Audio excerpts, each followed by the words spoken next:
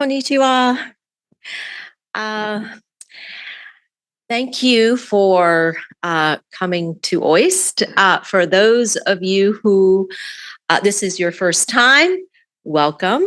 I recognize a few of you, so for those who are joining for the second or third or even 10th time, we also welcome you again. We're always very happy to receive visitors. And from this first panel, I realize actually that Kawakami-san gave such a wonderful introduction to OIST that maybe my presentation is going to be duplicated, but I do want to, for those of you who are new here, to give you a little bit of an introduction to this very special place. I'm sure that you were very surprised when you came to Okinawa expecting beaches and water sports, that you could actually come to a university, and not just any university, but a very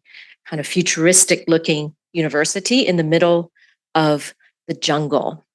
So I don't have a lot of time, so I'm going to tell you a little bit of the secrets behind this university in the middle of the jungle. I will give you, there are a lot of things that you should know about this special place, but I will only give you a glimpse into actually what makes this university unique. So this is an overview of the university. This is from the top of the university. Maybe you haven't had a chance to look around, but this is not an AI generated image, very much real. We are very close to the ocean, and again, right in the middle of the jungle, very unique place. So what else makes OIST very unique? You might be surprised to know that OIST actually is a Japanese university created by the Japanese government. So that's not very special, but what makes OIST special is that it was created to be an international university. We recruit scientists and students, the best from anywhere in the world. So it doesn't matter where they come from. So in order to do that, in order to recruit people from all over the world, English is actually the university's official language of instruction and of research. So that's one unique feature. Another unique feature is you won't be able to find any academic departments here. There's no department of physics, no department of math, no department of biology. And that is because we want to tear down the boundaries between fields to promote collaboration and interdisciplinarity. So this is actually unique, I think, not only in Japan, but probably in any other place around the world for a university. And we are, as I mentioned, a Japanese university and fully funded by the Japanese government. So if our aspiration is to do great science with great scientists and students from all over the world, how are we doing in recruiting? Boys, 79% of students, our graduate students, come from outside of Japan. More than 60% of our faculty are outside of Japan. Most of our staff are Japanese because, again, we are a Japanese university. We're also diverse in terms of gender, with female staff members and students. And actually, our students and faculty come from more than 50 countries, which is very, very, very international.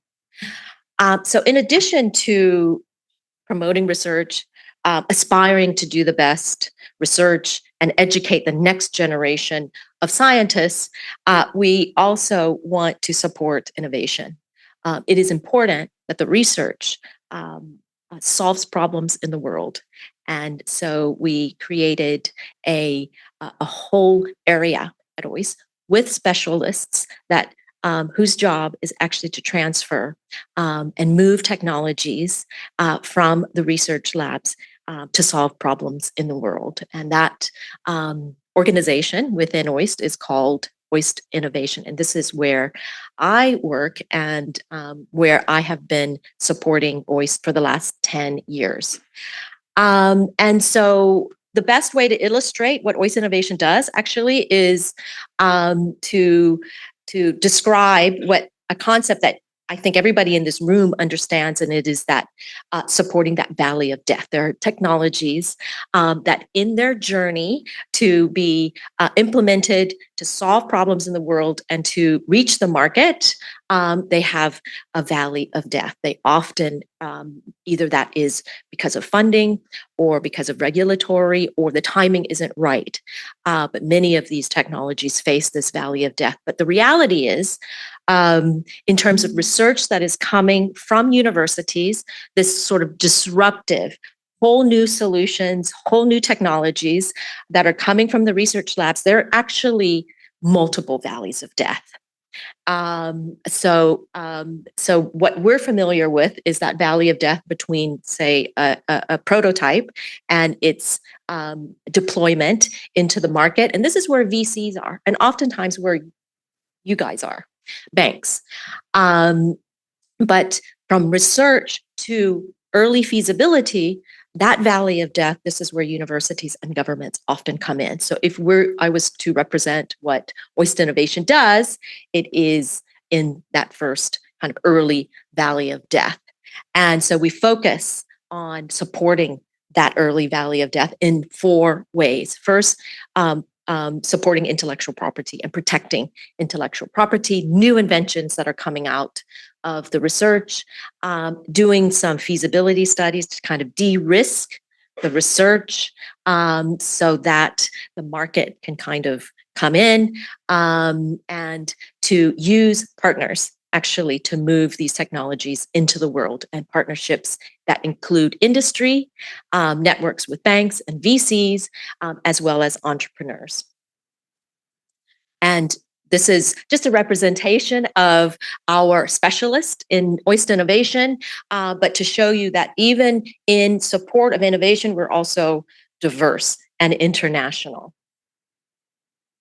And some examples of our unique programs to support innovation. It isn't one thing, but it is multiple things coming together. One is working with companies. We have 2 ways in which we work with companies. One is multilateral, many, not just research collaborations, but also collaborations in terms of providing internships for our students with companies in their R&D, and actually also hosting company researchers at OIST. But then there's also a club for companies who haven't found a collaboration but want some access to meetings with researchers and students. And in terms of entrepreneurship, and I'm rushing through this because I have about 1 minute left. Unfortunately, there's so much. And but in supporting for entrepreneurship, we do something really unique. We bring entrepreneurs actually, in addition to supporting researchers and students in their entrepreneurial aspirations, we bring entrepreneurs from anywhere in the world to come and incubate at OIST. This is our Startup Accelerator program. In the last 5 years, we've supported 14 startups from 6 countries.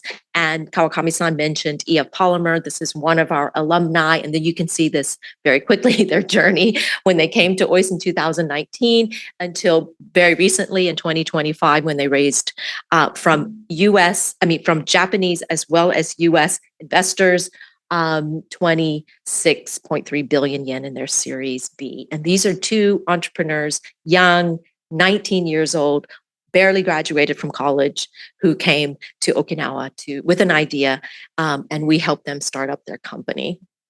And as well as, but entrepreneurs also need a place.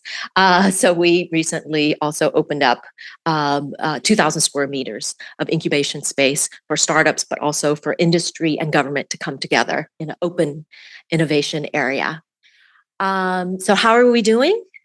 OIST incorporated as a school corporation in 2010. First students arrived in 2011. You can see actually the technology transferred to partnerships with companies are increasing. But what's really interesting is that the licenses of technologies from OIST research in 2024, of the 10 licenses that we concluded, 5 were to startups. And then this is the startup, the last 14 years of startups. You can also see that 70% of startups, research takes a long time, startups are now appearing, and many of these startups actually stay in Okinawa and are seeding the ecosystem here. But none of this happens by accident. What this shows is actually concerted long-term investments and risks in developing new programs, hiring new people to create this kind of rate of establishment. And what this doesn't show is that it also includes partnerships with local organizations, with venture capital, with industry, including financial institutions in Okinawa. And that's racing through OIST. But I will join the reception. As I mentioned, I've been at OIST for a very long time. If you have questions, I can answer any of your questions then. ありがとうございます。Thank you, Lauren.